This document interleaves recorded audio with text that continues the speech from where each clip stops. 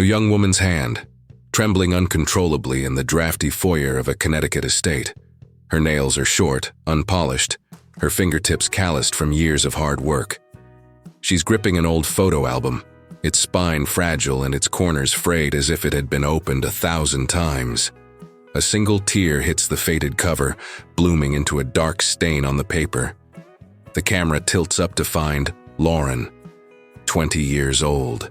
Her eyes are brimming with tears, but behind them, there's a flicker of cold determination, a suppressed rage, a truth she has finally pieced together.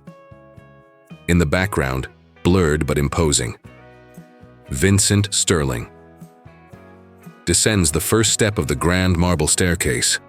60 years old, dressed in a bespoke charcoal suit, his silver hair slicked back with military precision. He looks like a man who has conquered empires and now simply carries the weight of them on his shoulders. He moves with the effortless confidence of someone who has never been challenged.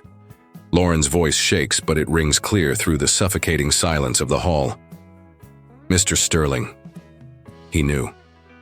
"Your brother knew everything." Vincent freezes mid-step. His entire frame turns to stone. For 3 seconds, the only sound is the flicker of a distant candle dancing in the breeze from a cracked window. Black screen. "Now, go back with me a few years. We need to understand how we got here." Mary used to wake up every day at 4 a.m. It wasn't an alarm clock that did it. It was her own body, conditioned by 20 years of the same grind, knowing exactly when to leave the bed. Her apartment was tiny, just a one-bedroom in a rough part of Queens where the roar of the subway never quite stopped. The walls were beige, neutral. No photos, no art. Just the bare essentials to survive without taking up too much space. She pulled on her white housekeeping uniform with the same mechanical movements she'd used for decades. The blouse had a small tear at the shoulder seam that she stitched up every Sunday. The pants were faded from age. Her shoes, a pair of generic white sneakers, weren't so white anymore. Mary looked into the mirror of the cramped bathroom and saw a woman she didn't recognize. 50 years old, but carrying the exhaustion of a 70-year-old. Vincent Sterling's estate was her second home. Or if she were being honest with herself, it was her primary home now. She spent more hours there than in her own shoebox apartment.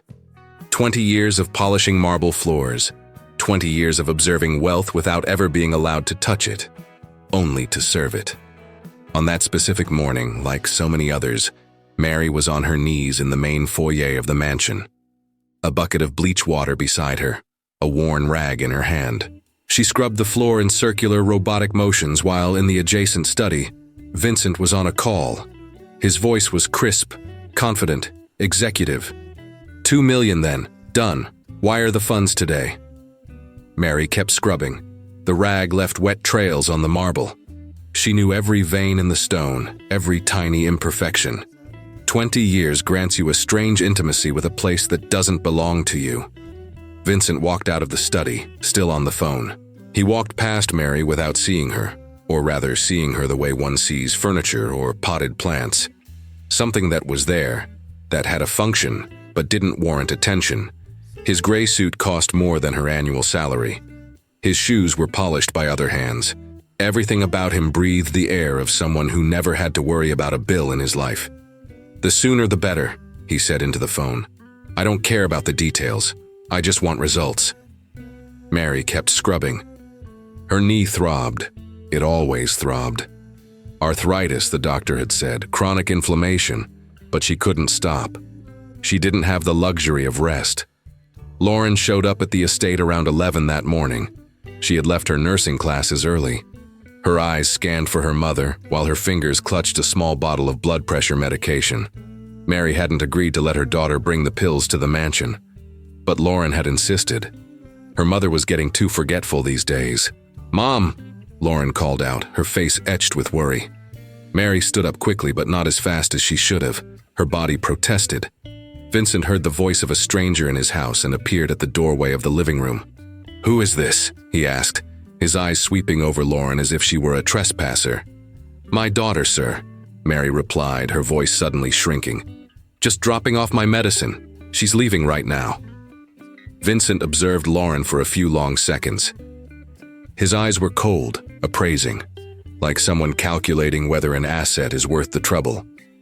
"Personal errands shouldn't be run on company time," he said, his voice flat. "And this estate isn't a social club. Make it clear to your daughter that private property means private property." He turned back to the living room without waiting for a response.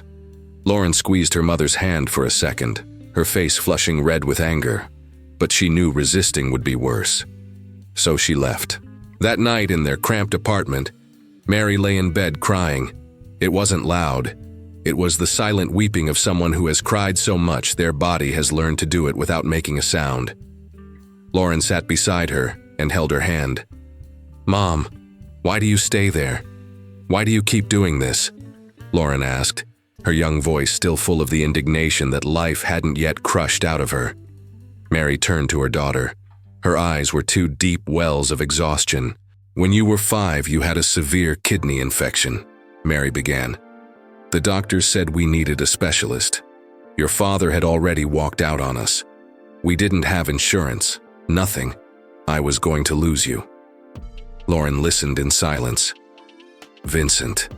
He paid for everything, no questions asked. $150,000, Lauren. You were dying and he saved you." Mary took a deep breath. "A debt like that isn't paid with money. It's paid with loyalty. It's paid with gratitude. But gratitude shouldn't come with humiliation, Mom," Lauren said, her voice trembling. Mary didn't answer, because she knew Lauren was right, and because she also knew that gratitude somehow had started to taste like poison. 3 weeks later, Lauren was helping organize the mansion's attic, a task her mother had asked of her because Vincent had mentioned needing the space. Lauren climbed the old wooden stairs, a flashlight in hand because the attic barely had any lighting. The air up there was thick, heavy with dust, memories forgotten in cardboard boxes.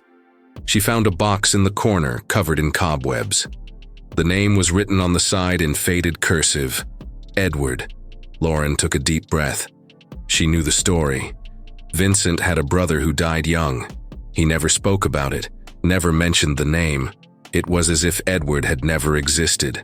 Inside the box there was an old photo album and a bundle of letters tied with a faded ribbon. Lauren opened the album slowly. Edward was young, maybe 25. He had an open, comfortable smile. There were photos of him with Vincent, arms around each other. There were photos of a young brunette woman next to Edward. Lauren picked up the letters. Her heart started to beat faster. She untied the ribbon with care, as if handling something sacred. The first letter was dated 22 years ago. It began like this: "My dear brother, I am writing this because I don't have the courage to say it out loud." Lauren read. Her pupils dilated. Her face went pale. And when she finished the third letter, when she finally understood what had happened, when she finally grasped the whole, perfect truth of it all, she felt something burn inside her chest, something that would make her walk down those wooden stairs, cross that marble foyer, and with a trembling photo album in her hands, confront Vincent with the words that would change everything forever. A young woman's hand, trembling uncontrollably. This time it isn't from suppressed emotion, it's pure rage. Lauren ascends the marble staircase, clutching the photo album to her chest. Her eyes burn with a determination that seems almost impossible for someone only 20 years old. She takes a deep breath in front of Vincent's office door. 3 firm knocks. "Come in," comes the voice from inside. Vincent is sitting in his leather chair, so dark it seems to absorb the light. He looks up from his computer, reading glasses perched on his nose. For a split second, when he sees Lauren, something flashes across his face. A quick spasm, as if he already knew what was coming, as if he had spent 20 years waiting for this moment. "Mr. Sterling, I need to speak with you about something important," Lauren starts. Her voice isn't shy. There is a maturity in it that wasn't there weeks ago. "I found some things in the attic. Edward's things." Vincent's body goes rigid. His jaw tightens. He leans back in his chair, his fingers forming a steeple under his chin. "Go on," he says, his voice dangerously calm. "I read the letters," Lauren continues, holding out the album. "The inheritance agreement. What you did with his money. How you cut him off from the family and then convinced your parents he had deserted them. How you burned the documents and took everything for yourself. The silence that follows is absolute. Vincent stands up slowly, like a predator that has finally recognized a rival. His eyes meet Lauren's, and in that moment she sees nothing human in him. Only calculation. Only power. "You read private correspondence," Vincent says, his voice low, controlled, which makes it far more terrifying. "You trespassed on private property. You handled items that do not belong to you." Mr. Sterling. Silence. The word lands like a physical blow. "Do you know what you are? A jealous maid's daughter. Your mother spends 20 years licking my floors, and you think you have the right to walk into my house, rifle through my things, and read my private letters?" Lauren feels the blood rush to her face. She didn't expect this. Or rather, she expected it.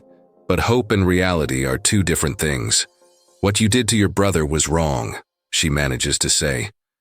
Vincent moves around the desk with the grace of someone used to intimidation. He stops just a few feet from Lauren. He towers over her, his body built by years of privilege and confidence. When he speaks again, his voice is a poisonous whisper. "Do you know what I'm going to do now? I'm going to press charges against you for larceny, for trespassing, for blackmail. I have the best lawyers in the city. I will destroy you, girl, and I will fire your mother without a reference. No one will hire her again. No one." Lauren feels the floor disappear beneath her feet. "You're going to spend the rest of your life knowing you ruined your mother's life because you thought you could play detective in the house of a man who saved you from death when you were a child." Vincent continues, walking to the door and opening it. "Now get out and take your dreams of justice with you." Lauren walks to the door. She turns, trying to speak again. "The letters tell the truth." "Get out!" Vincent screams, his face red now, that predatory calm transforming into brute fury. She leaves. Her feet hit the marble foyer and the sound echoes like a final heartbeat. Vincent slams the door hard enough to make the mansion's chandeliers vibrate. That night, Mary is sitting in the kitchen of their apartment when Lauren arrives. Her face already knows. A mother always knows when something terrible has happened to her child. Her hand goes to her heart, that heart that was once sick, that almost stopped beating. "What did you do?" Mary whispers, and it isn't a question. It's a lament. Lauren tells her everything, the box, the letters, the confrontation. She watches her mother's face age in real time. She sees years of accumulated humiliation become visible, as if they were being pulled out from under her skin. "You destroyed me," Mary says, and there is a sadness so deep in her words that Lauren feels like she is drowning. "You destroyed us." "Mom, what he did was a crime." "I don't care," Mary screams, her voice cracking. "I don't care. You had security. You had food. You had school. I had a job. That was all that mattered." Lauren sees her mother's hand shaking. Mary stands up and goes to her bedroom, closing the door. That sound of the door clicking shut is worse than any scream. In the days that follow, Mary doesn't speak to Lauren. She just watches her with a look that mixes despair and anger. Her body becomes more fragile. Her blood pressure spikes. She starts having chest pains at night. Lauren sees her waking up in the dead of dawn, hand on her chest, breathing with difficulty. "Mom, we need to go to the hospital," Lauren begs. "We don't have money for a hospital now," Mary replies, her voice hollow. "Vincent didn't call me back. You killed our livelihood, Lauren. You killed us." And then, the next morning, when Lauren looks across the street at the mansion, she sees the flames. A large fire in the mansion's garden. That garden that was always perfect and manicured. A man Lauren doesn't recognize is feeding the fire with boxes. Papers flow into the air, dancing like ghosts finally being laid to rest. The album, Edward, the letters, 22 years of truth being reduced to ash. Lauren feels like she is watching her brother's murder all over again. And this time, she is the one holding the knife. She stands there on the other side of the street, watching the flames rise higher, watching the black smoke carry into the sky. And when she finally understands that there is nothing she can do, that all the proof is gone, that Vincent has won completely, she feels something break inside her. But that break isn't a defeat. It's a transformation. It's the moment when hope and naivety die. And in their place, something much more dangerous is born. Rage, pure, crystalline, fueled. Because now Lauren knows there is no justice in the law. There is no justice in words. There is no justice when you are weak. And she finally understands that there is only one language a man like Vincent comprehends. Lauren was in the college library when it began, her laptop open, notebooks surrounding her, highlighters and notes scattered like pieces of a puzzle she was obsessively assembling. 3 weeks had passed since the fire in Vincent's garden. 3 weeks since the door slammed in her face and her mother stopped speaking to her. But Lauren couldn't stop. There was something inside her that wouldn't allow her to quit. Something that burned like the same flames that consumed Edward's letters. She started with what she knew. A name, Edward Vincent Sterling. A date, died 22 years ago at 25.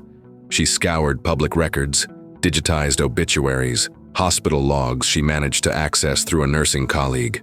The picture began to form slowly, like a body being reconstituted.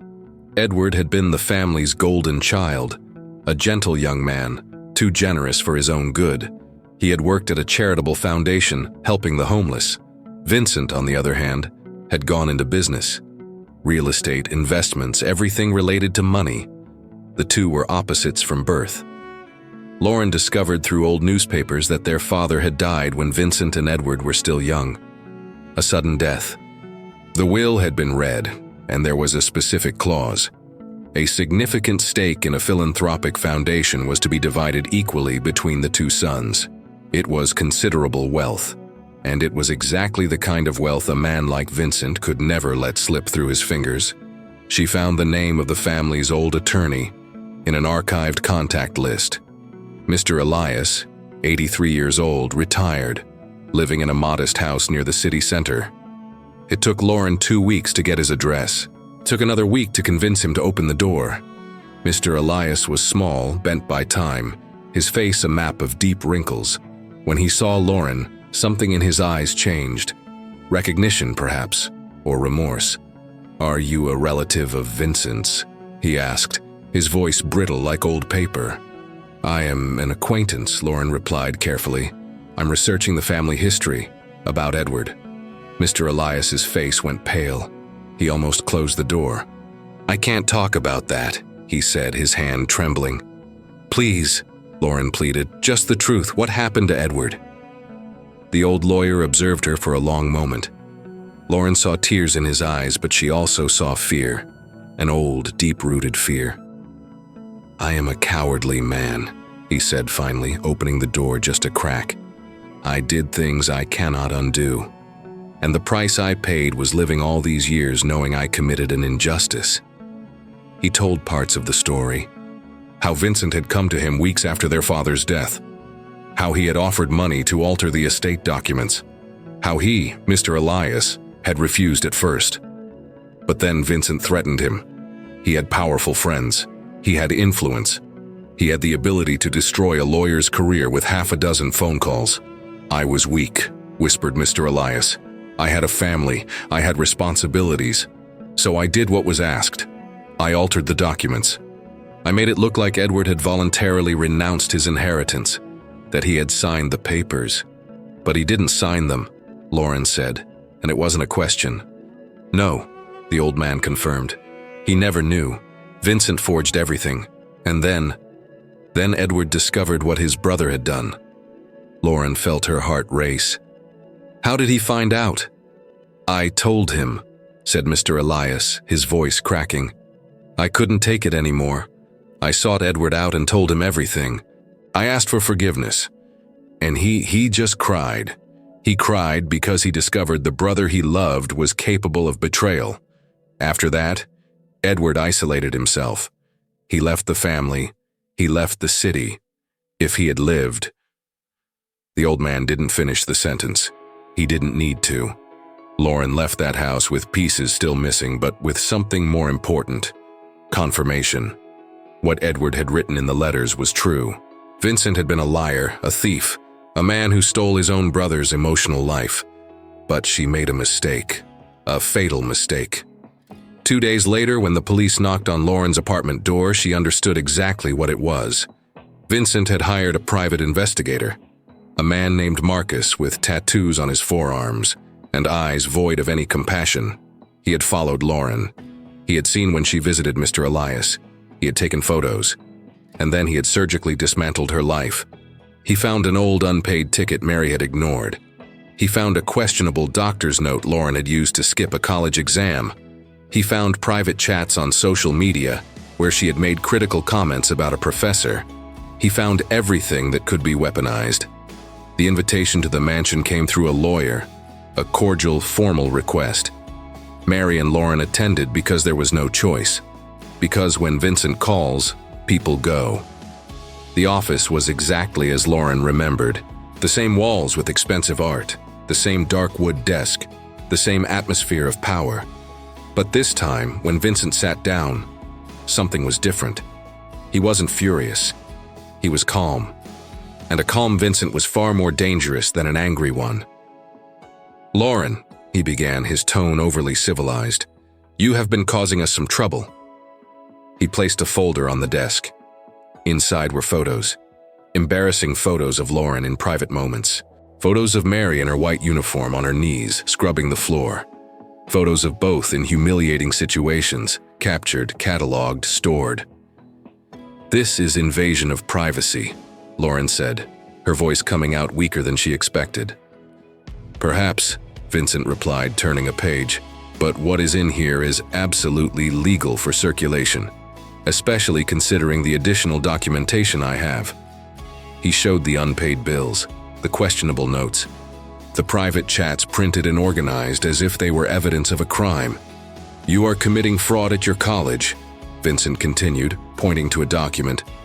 "Your mother has neglected to pay fines for years, and you two conspired to blackmail me, invading my property and threatening to expose family confidences." Mary was as white as the paper on the desk. "What do you want?" she asked, her voice a whisper. Vincent leaned back in his chair. He smiled. That smile was worse than any scream. "I want you to disappear. I will offer a settlement. Nothing generous, but enough for you to leave town, start from scratch somewhere far from here. In exchange, you sign a non-disclosure agreement that binds you for life. You never mention Edward.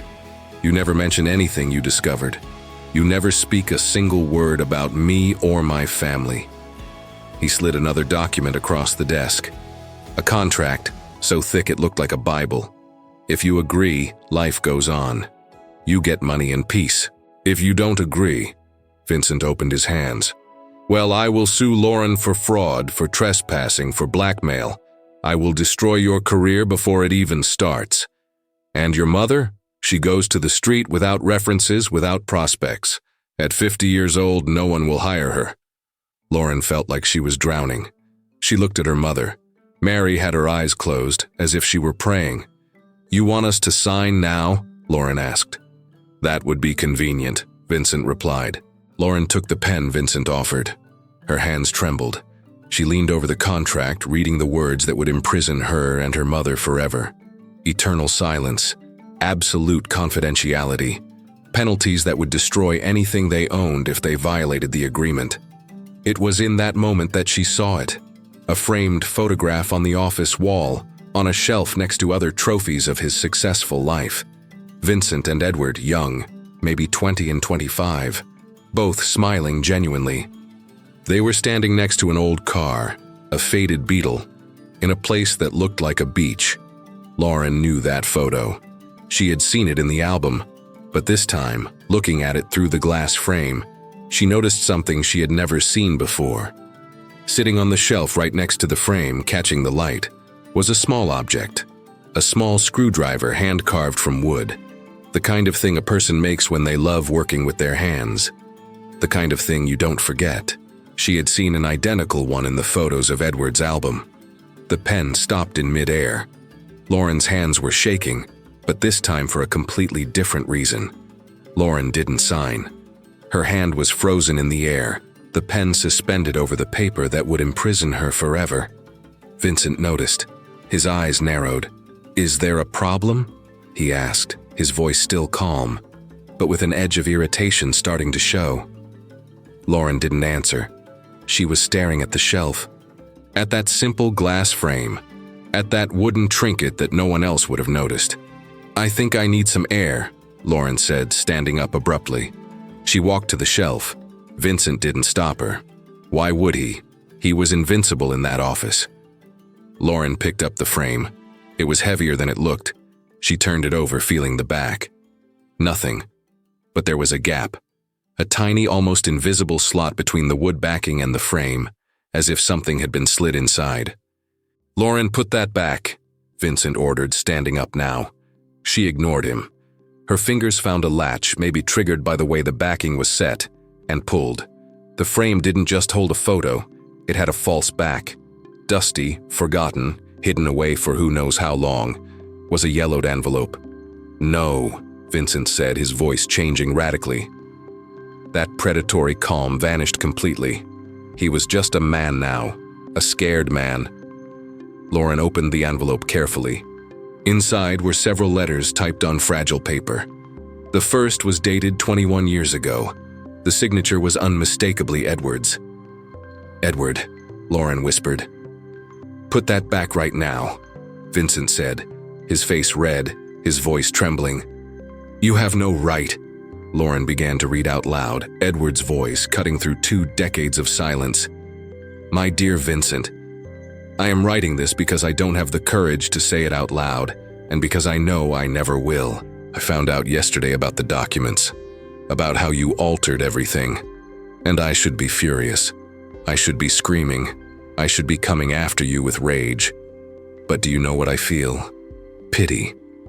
Lauren's voice was steady now, the voice of a ghost telling his own story. "Pity because I understand exactly why you did it. It's not out of greed. You were never greedy with me, Vincent. It's out of fear. Fear of never being as good as that younger brother who made everything look easy. Fear that Dad never respected you as much as he respected me." Vincent had slumped back into his chair. His face was covered in sweat. "You built an empire, brother. A real empire. And even so, that wasn't enough because what you really wanted wasn't money. It was the approval of a man who has been dead for 5 years." Lauren continued reading. "There was more, much more. I disappeared because I couldn't stand being near you and seeing that pain every day, seeing that you had converted yourself into something hard, something cold, just to try to be respected. I respected you, Vincent. I always did. You are stronger than me, braver. You have a vision I never had, but you never believed me when I tried to say it.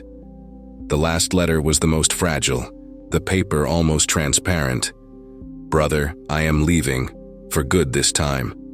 The doctors say I still have a few months. Lung cancer, smoked too much, lived too little.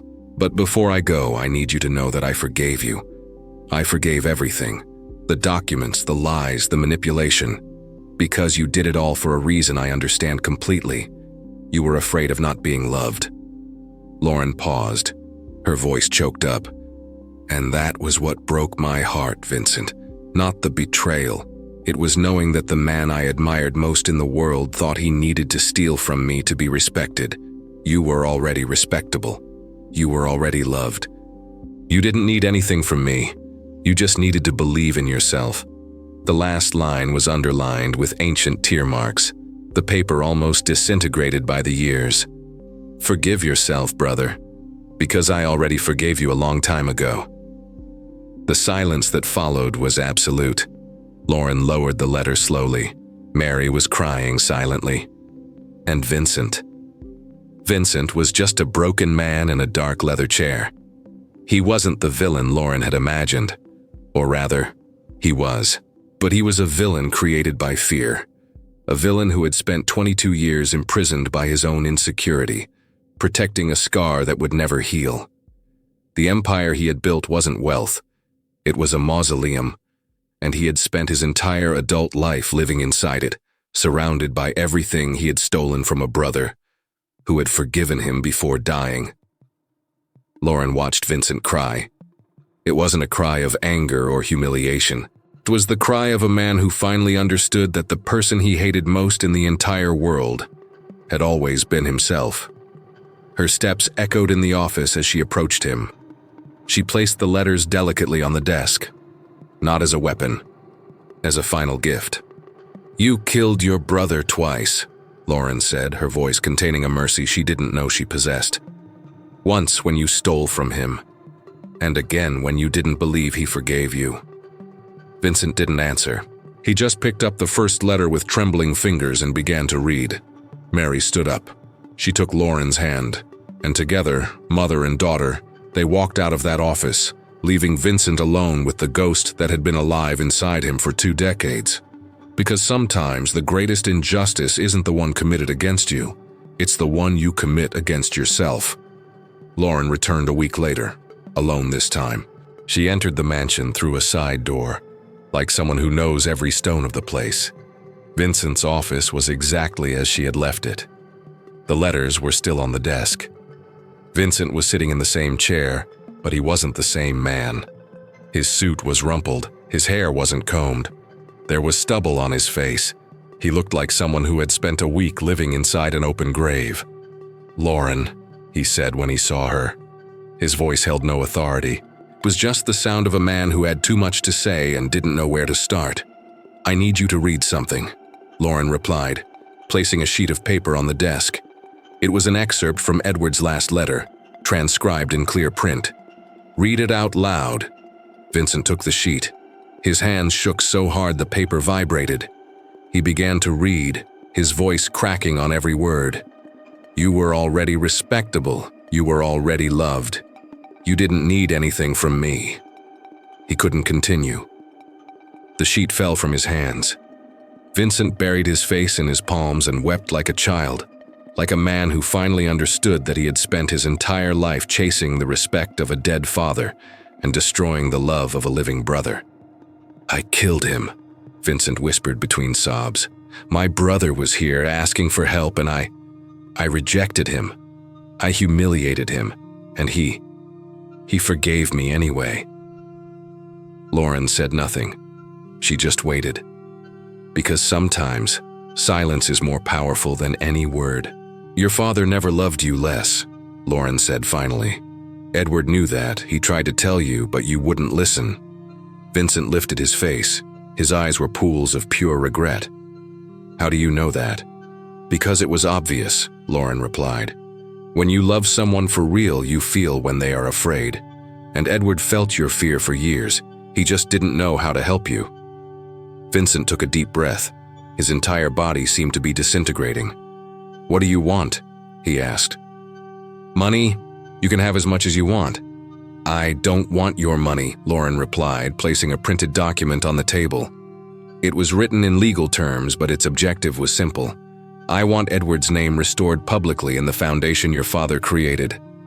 I want you to create a permanent scholarship in his name for young people from disadvantaged communities who want to work in social work. And I want my mother removed from the position of housekeeper. She will work as an administrative assistant here in the house with a full contract, full benefits, and a fair salary." Vincent read the document. His eyes scanned every line. "Is that all?" he asked. "Yes," Lauren replied. "You will sign this, and you will live with the consequences of your actions. But at least Edward will be remembered, and my mother will have dignity." Vincent picked up a pen. His hand was steady this time. He signed the document without hesitation. When he finished, he handed the paper to Lauren with both hands, as if he were offering his soul. "There is one more thing," Vincent said, standing up slowly. He walked to a painting on the wall and removed it, revealing a safe. His finger tapped the keypad. The safe opened. Inside, there were original documents. The authentic will. The papers he had forged. All the evidence of his crime, kept there for 22 years as if it were a cursed treasure. "Everything is here," Vincent said. "If you want to expose everything, you can. I deserve it." Lauren looked at the documents. She could destroy Vincent. She could take them to the police, to the press, to anyone who wanted to listen. But when she looked at the broken man before her, When she saw that face aged by a week of confrontation with his own conscience, she understood something important. Revenge wasn't justice. Justice was reparation. "Keep those documents," Lauren said. "They are your testament. When you die, they go to the authorities. But while you live, you are going to work to fix what you did. You are going to honor Edward not by destroying him again with a public scandal, but by giving life to his legacy." Vincent raised his eyes to her. "Why are you being kind to me?" he asked. "I'm not being kind to you," Lauren replied. "I am honoring a man who forgave you when you didn't deserve forgiveness. If I destroyed you, I would be destroying his memory too. And Edward deserves better than that." The days that followed were days of silent change. Vincent kept every promise. Edward's name was restored in gold lettering at the foundation. The first scholarship was announced in a discreet ceremony, with only close associates present. And Mary received her new uniform, not the white one of a maid, but the professional attire of an administrative assistant. When Mary walked into the office for the first time as a dignified employee, with a signed contract and guaranteed benefits, she cried. It wasn't a cry of sadness. It was the cry of a woman who had finally been seen. "You did it," Mary said to Lauren that night. "You got justice without destroying anyone." "It wasn't just justice," Lauren replied. "It was compassion. Edward taught me that in the letters he never sent." 2 weeks later, Lauren was in a simple cemetery. Edward's tombstone was discreet, without grandiosity. She placed something on the stone, one of the hand-carved wooden screwdrivers made by Edward's own hands, a symbol that his work had not been forgotten. "Your brother is finally listening," Lauren whispered to the wind. Vincent remained in his mansion, but he was no longer that man of impeccable suits and executive coldness. He was frequently found in the room dedicated to Edward's memory, looking at old photographs, reading letters he should have read decades ago. The loneliness he had felt his entire life finally began to have meaning. It wasn't the void of neglect. It was the weight of responsibility. Lauren continued her nursing studies, but now with a scholarship sponsored by Edward's foundation. And when she graduated, she accepted a position as the social work coordinator in the program that had been created in the name of the deceased brother. One day, Vincent sought her out in her new office. He offered a position, general manager of the foundation, a salary that would change her life, a position of power. Lauren smiled and thanked him, but refused. "Why?" asked Vincent, genuinely confused. "Because," Lauren replied, "some silences need to be broken, others kept. Edward's silence during 22 years needs to be kept as a lesson. If I take your place on the throne, his sacrifice becomes a consolation prize. And he deserved much more than that." Vincent nodded slowly. He understood. Finally, he understood. When Lauren left, Vincent stood alone in his empty office.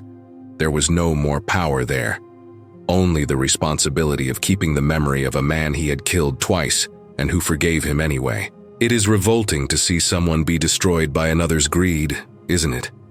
If you also believe that compassion, not revenge, is the true path to justice, smash that like button right now to support Lauren and her mission to honor Edward's memory. This story taught us that true justice isn't destroying those who hurt us. It's rebuilding what was broken and offering the tormentor the opportunity to repair their own damage. If you like emotional stories like this, stories that remind us of the human capacity to forgive and transform, subscribe to the channel to become part of our family.